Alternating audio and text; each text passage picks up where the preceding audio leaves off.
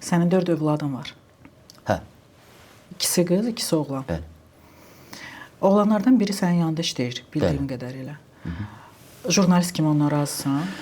Çingizdir mən bilən, hə? Çingizdir. Jurnalist kimi razıyam, amma qarışıq fikirləşir.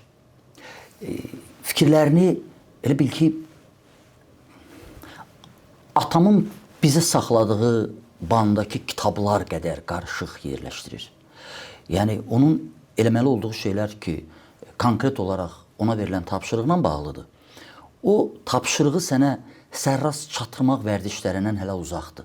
O qədər beynində qarışıq fikirlər var ki, biraz filosofdur, biraz nə bilim publisistdir, biraz şairdir, biraz yazıcıdır, biraz jurnalistdir, biraz tərcüməçidir, biraz fantaziyordur. Aləm vurur bir-birinə, bir də görürsən ki, ona verdiyin tapşırığın müqabilində səni elə nəticə gətirib çıxardır ki, deyə bilmirsən, pisdir. Amma eyni zamanda bilirsən ki, bu lazım deyil axı. Mən bunu istəmirdim.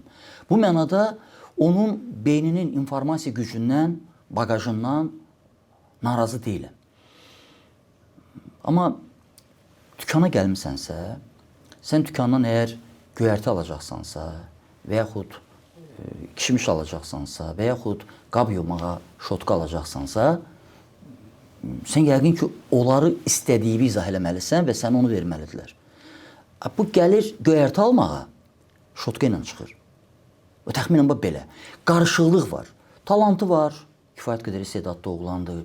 İngiliscəsi var, Azərbaycancası var, Azərbaycan dilini çox yaxşı bilir və məndən fərqli olaraq o özü-özünü yaradır. Çünki mən faktiki olaraq onun formalaşmasında, böyüməsində ancaq maddi tərəfdən iştirak eləmişəm.